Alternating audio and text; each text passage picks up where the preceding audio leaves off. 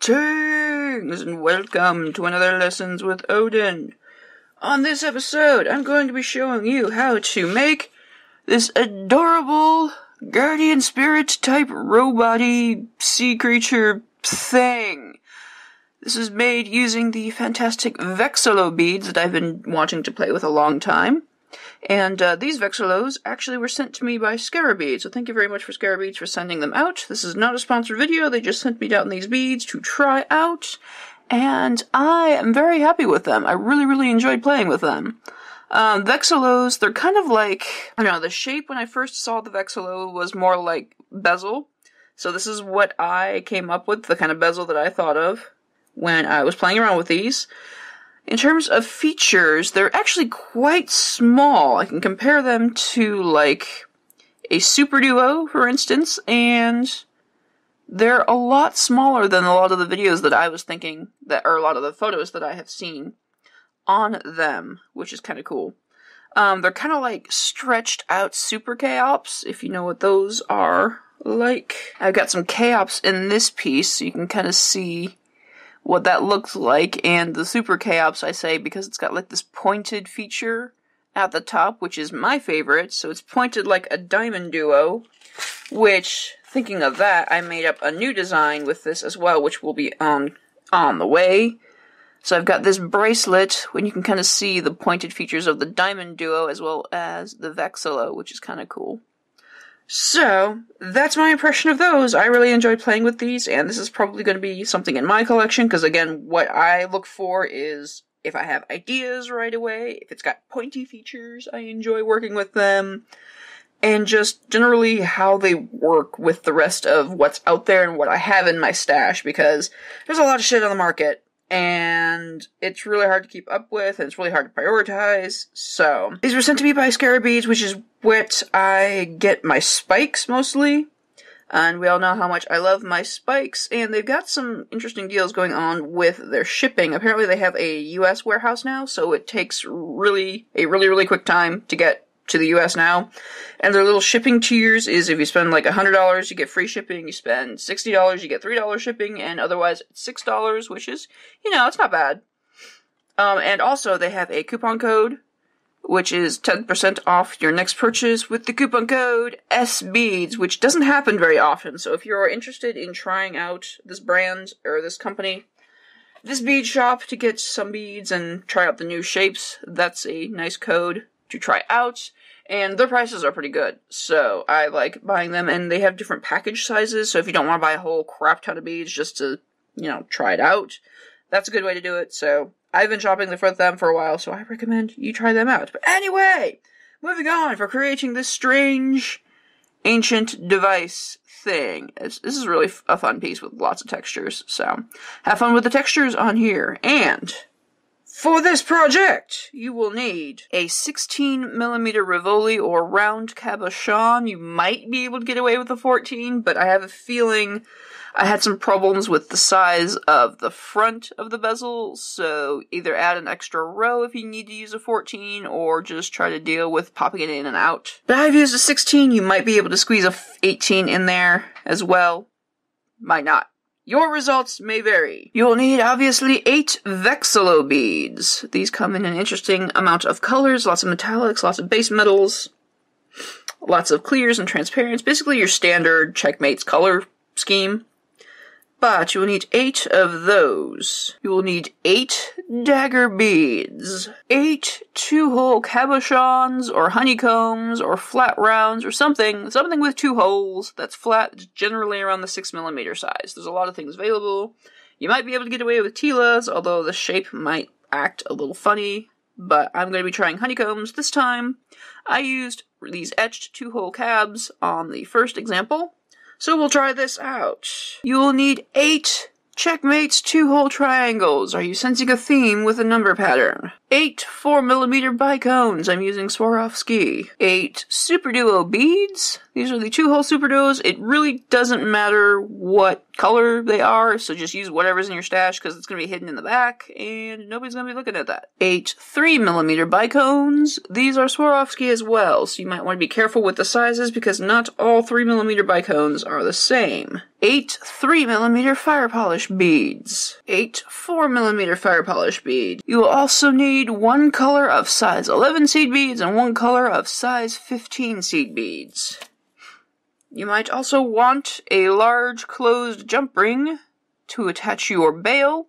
I like to use rubber rings. We all know how much I love my rubber rings when it comes to bead stitching. And of course, your needle and thread. I'm using Nymo for some reason because I hate myself. But if you are using fancy stuff, I'd recommend some Fireline, about £6. And I'm using a size 12 needle. Small is probably good, although I don't have too many problems with passing through beads multiple times, so if you got a size 10 needle, that should probably get you far as well. Let us get started! Alright, so the first thing we're going to do is thread on a pattern of 1 size 15, 1 3mm bicone, 1 size 15, and 1 hole of a 2-hole triangle. And we're going to repeat that until we've added all 8 of our 3mm bicones and our 2-hole triangles. Now make sure when you're threading on your triangles, you thread them all in the same hole, in the same orientation, so that they are all facing the same way. Also be sure to make sure both holes are unplugged before you thread them on. We're going to pass that down our thread, leaving a small tail. We're not really going to use our tail, so feel free to pull off just enough to tie a knot at the end. So I've got my beads at the end of my thread. I'm just going to pass back through them all until I form a loop. Now that I have my tail and my working thread next to each other, I'm just going to tie an overhand knot to secure the piece. Next, I'm going to pass my needle down until I'm through a 3mm bicone. So in this case, from the knot, I'm going to pass through a triangle, a size 15, and finally through a 3mm bead. I'm going to add 1 size 15, 1 size 11, 1 size 15, then pass through the top hole of the triangle bead that is right next to the 3mm that I am at. So it forms a bridge between the 3mm bead and the top hole of the triangle. I'm going to add again a size 15, a size 11, size 15, and pass through the next 3mm bead on the row, so that we've trapped both sides of the triangle with those thread bridges. Once more, adding my 3 seed beads and moving to the next top hole of the next triangle bead. You're going to repeat that, going up and down until you've completed all of the gaps all the way around. And you should end up with that. I've also taken the liberty of ending my tail thread because I'm not going to be using it anymore. So I need to set up for my next stitch, and currently my thread is coming out of a 3mm bicone, and I'm going to pass up through the 3 seed beads that are right next over, then through the triangle and through the first size 15 that I come across over here. I'm going to then add 1 size 11, the bottom hole of a Vexolo bead, this is the pointy hole, and 1 more size 11. Now be sure to pay attention to how the Vexolo is strung. You want the flat side to be with the flat side of the triangles, so when you flip it over, the pointy side of the Vexolo is with the pointy side of the triangles. Then I'm going to pass through the top size 15, the top hole of the next triangle, and the top size 15 along the way, so that I anchor it in place, and that the Vexolo sits in between the 2 triangles like so. And you're just going to repeat that all the way around until you've attached all your Vexolos. So once again, I've got a size 11, a Vexolo, size 11, and I'm going to pass through these 3 beads, a size 15, the triangle top hole, the size 15. Like that, just do that all the way around. And that is what you end up with, all of your Vexolos anchored just by the tips inside the bezel. Now, we want to end up at the other side of a Vexolo. My thread is currently coming out of the size 15 from this set of triangles here, so I'm going to pass through a size 11, the next Vexolo, and the size 11, so that I end up right here. Now I'm going to add a size 15, a 4mm bicone, and a size 15, then pass through the next set of size 11, Vexolo, and size 11, so that the bicone sits in between the 2 Vexolos. And you're just going to repeat that all the way around until you've completed the set. So once again, 15, 4mm bicone, 15, pass through the next 11, Vexolo, and 11. And that is our completed ring. Now we're going to do something a little tricky, but it will be easier if we do it now instead of later. So I'm going to flip my piece over so that I am currently looking at the flat side of everything. My thread is currently coming out of a left size 11 seed bead next to a Vexolo. I want to be on the right side of one, so I'm just going to move over there by passing through this next set of size 15, 4mm size 15, and then pick up the size 11 that's on the right side of a Vexolo. I'm going to add on one dagger bead, then pass through the left size 11 seed bead on the Vexolo, and pull so that that dagger sits flush with the Vexolo, like that. It's going to flap around until we secure everything in the next few rows, but doing it here will be such an easier time attaching the daggers in place instead of with everything in the back here and having to dig underneath when everything's curved. If you're using Fireline, that will also help because the tension of the thread will secure everything a little bit more firmly. So from here, I'm just going to travel to the next right size 11 seed bead. So I'm coming from the left size 11 here. I'm just going to travel again through the size 15, the 4mm bicone and the size 15, and finally pick up the right side size 11. Add on another dagger, then pass through the size 11 bead on the left side of the Vexolo so that the dagger sits on top of the Vexolo. Travel to the next side and repeat all the way around until you've completed the set. And that is what you end up with, a mess of daggers just kind of flopping around. Don't worry about that, we'll fix it later. Right now, we're going to cinch things together so that we can add our Rivoli and secure it in place. So currently, my thread is coming out of a size 11 seed bead next to the left side of a Vexolo bead. I want to aim for the top hole of the triangle bead that's right next door.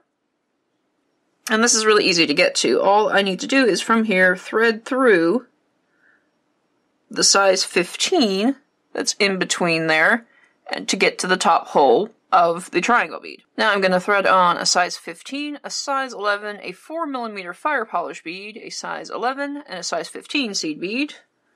Then I'm going to jump all the way over until I catch the top hole of the next triangle bead over. Just the triangle bead. We don't want to capture anything else. And we have that loop there. You're going to repeat that all the way around until you've completed the set and added all 8 4mm beads in between the top holes of each triangle. And that is what you end up with. You want to have your thread coming out of the 4mm fire polish, so after you have come out of your last triangle, just move up through the size 15 and the size 11 to get to the 4mm fire polish. Now what we're going to do is add on one SuperDuo bead and pass through the next 4mm fire polish bead. Just the fire polish. So that we start to cinch those together, and you're going to repeat that all the way around until you've completed the set. And that is what we end up with. We're going to pull everything apart a little bit and slide in our Rivoli color side down. Then we're going to cinch everything on top of that and reinforce that by passing through all of these beads once more. Alright, we're going to seal off the last bit of the bezel. Currently my thread is coming out of the bottom hole of a SuperDuo bead. I'm just going to move over right to the top hole. I'm going to add on 2 size 15 seed beads and pass through the top hole of the next SuperDuo in line. Like that. So I start to cinch the two together. I'm going to do that all the way around until I've completed the set, and then I'm going to reinforce that. And if you're finding that you're low on thread, now would be a good time to end it and attach a new one on there. And I'll show you, after we have completed this step, where a good place to attach a new thread is. If you're also having a hard time with the daggers, feel free to do the back of the bezel first and seal everything in, and then attach the daggers after that. But since I was going down that way and making my way down there, that's how I chose to do it. And that is our finished bezel. We're going to work with the front now, and I have attached a new thread, and I've ended up coming out of a 4mm bicone at the top. And you can also travel down here using the beads on the back, but I needed more thread, so I just made it easier for myself. Now we need to start moving to the top holes of the Vexolo beads, so what I'm going to do is, from the 4mm, add on one size 15 and one size 11, then pass through the top hole of the Vexolo, so that we bridge this gap here, and be sure to keep the dagger bead clear from these passages. Next, I'm going to add a size 11 and a size 15 and pass through the next 4mm bicone on the round. Add on a size 15 and a size 11, go through the top hole of the next Vexolo bead. Just like that, we're going to repeat that zigzag pattern going through the top holes of the Vexolos, the 4mm Vexolo, and so forth until we've completed the round. Make sure that you have the size 11 seed beads touching the Vexolo beads and the size 15 beads touching the 4mm bicones. You can also flip your dagger beads down just to keep them out of your way, and then flip them back up when you're done with the stitch. And that is what we end up with right now. I want to end up coming out of the top hole of the Vexolo bead, so from my 4mm bead, I'm just going to pick up the next size 15, size 11, until I'm through just the Vexolo at the top. From there, I'm going to add a size 11, a honeycomb, or my 2-hole cabs, or whatever I'm going to be using, and another size 11. Then I'm going to pass through the next hole, top hole of the Vexolo, just the Vexolo, not any of the other seed beads. Here's where we're going to have some issues with structure. You want to keep your thread tension tight, and our goal is to pop the 4mm on top of the cabochon here. So you're going to want to pull tight and keep your tension rigid. Using Fireline will help you with this as well, but that is what we're going to do. We're going to add those 3 beads, go to the next Vexolo, all the way around until we've completed the set, and then reinforce to make sure we keep the bicone on top of the cabochon. So that is what we end up with after reinforcing everything nice and secure. Our cabochons are underneath the 4mm bicones. These are popped up a little bit so that kind of retains the shape. Now the next steps are twofold kind of phases to make sure that our thread isn't really showing in our piece. So what we need to do is work on wrapping some beads around the cabochon 2 holes, as well as securing our daggers in place from flopping around. So I'm currently coming out of a 2-hole cabochon on the bottom hole. I'm going to add a size 15, a size 11, and a size 15, then pass through the top hole of that same cabochon, add on another set, then pass back through the bottom hole of the cabochon where we started at. Pull that tight. Then I'm going to travel back up through those 3 seed beads so that I end up through the top hole of the cabochon once more. And I don't want to pick up any of those beads on the opposite side. I'm going to add 2 size 15s, a 3mm, 2 size 15s, then travel over. I'm going to flip my piece over and pass through the top hole of the next 2-hole cabochon so that the beads catch the back of the dagger. From there, I'm going to embellish my cabochon on this side. So starting from the top, I'm going to add a size 15, a size 11, and a size 15. Pass down through the bottom hole so that I've embellished one side. Add on another set, size 15, size 11, size 15. And pass through just the top hole of the cabochon. Don't pick up anything else. Like this. Then flip it over. From here, I'm going to anchor the dagger again by adding on 2 size 15s, a 3mm fire polish, 2 size 15s, and passing through the next 2-hole cabochon, jumping over the dagger bead, capturing it in place, flip it over, embellish the 2 sides of the next cabochon, then move over, flipping it over to capture the dagger next over. Continue that all the way around until you've completed the set. Then once you've done that, you're going to reinforce just by passing through the top hole of the cabochon, the bridge capturing the dagger, and through the next 2-hole cabochon. Then once you're done with that, you'll be ready to add your bail. And that is your finished bezel. Back and front. If you want to attach a bail to it, this one's kind of interesting to hang.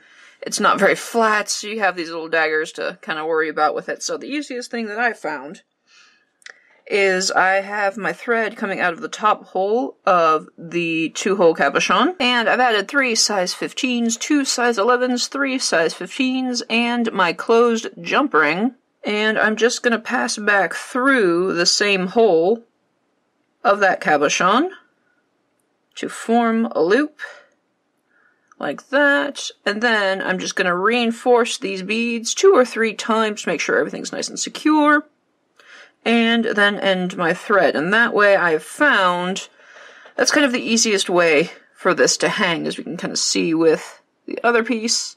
It gives the daggers some room to kind of just play around and not like wedge everything close to your skin if you decide to wear it as a necklace or what have you. You can even attach it. Like, these 2-hole cabochons give plenty of room for other applications. Like, you could totally turn this into a chain and maybe make it into like a bracelet piece.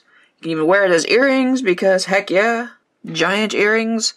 But yeah, these are really good anchor points. You can try to attach 2 of them together, make a little component, and make 2 thingies. Just play around with the possibilities. And with that, you will have your finished pieces. So I really do enjoy playing with the Vexolos. I think they're a really cool shape, and they're definitely within my aesthetic, so I'm probably going to keep a few of these in my stash for future projects. And I wanted to challenge myself because immediately with this shape I saw bezels, and I kind of wanted to stray away from that and be a little less obvious. So I created this chain, which will be in a future video as well. I still kind of used a bezel motif on it, but the steps in this are really simple, and it's kind of a sort of modified right angle weave, so it's really kind of not, it's kind of a chain, kind of a bezel, and it's just a really cool component that I really had fun with. So be on the lookout for the future, and check out SuperDuo Beads if you want to get some Vexolos of yourself. They have a coupon code SBEADS, 10% off your next purchase. All pertinent links will be down below. So what do you guys think about this bezel, about the bead shape? Let me know in the comments down below, or come discuss with us at our Facebook group at Creations from Lessons with Odin. We've got a really cool community of beaders chatting around, comparing colors. This one is really fun to play with colors. I went a little bit out of my comfort zone with the colors on this. With the green, I kind of went a little safe because I usually choose the metallic green, and I always go with bronze, but this time I stuck with cooler tones and went with silvers and whites instead, and I really like how that turned out. This one, usually I go like, I got the green luster with that, and I usually default to bronzes again, but this one I meant primarily with blues and golds, which turned out really cool, and I really enjoy the effects of both of them, so I had a lot of fun with these. So let me know your color ideas down below. And I think that will do it from me. Be sure to like up this video and subscribe if you want to see more bullshit from me. I do a lot more things than just jewelry, and humiliate myself on the internet in various entertaining ways. Check out all my other things. Check out my Skillshare classes if you want more advanced classes and more in-depth tutorials on bigger techniques. Check out my SciFi that I have written. I have published a new book, and I am working on the sequel to that book, so my blog is the best way to find out more information on that. All pertinent links will be down below. Thank y'all so much for joining me, and of course, if there's anything I need to be trying out right now, feel free to let me know down below. I will see you next time.